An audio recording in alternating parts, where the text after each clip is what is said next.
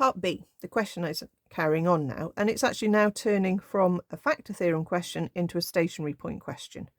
So it says find the x-coordinates of the stationary points and determine their nature. So this is our curve. We're going to work out our stationary points by looking for where our gradient is 0. So we need to differentiate. So power down, x drops a power all the way along, and we get 3x squared, take away 6x, take away 6, and the 8 drops out.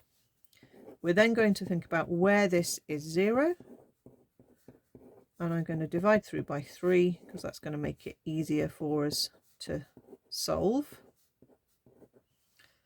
Is that going to factorise? I hope so.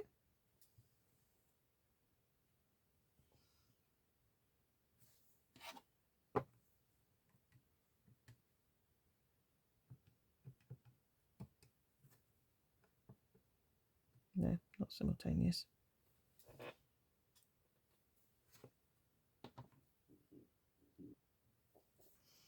Looking at that, I don't think it is going to factorise.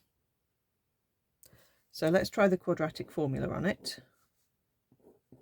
So minus b plus or minus b squared minus 4ac all over 2a.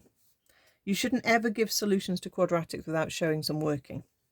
So this would be a positive 2 plus or minus, that would be a positive 4, take away 4 times 1 times negative 2 all over 2.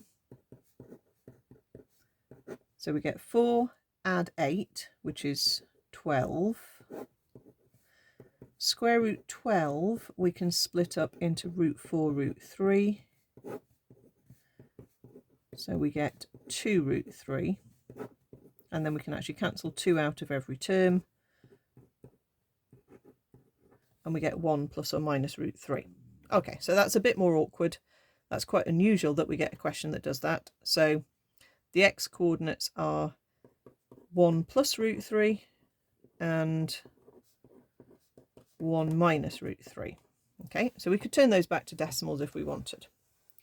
To determine the nature, we've got to do the second differential, so we need to differentiate again. So that will give me 6x take away 6.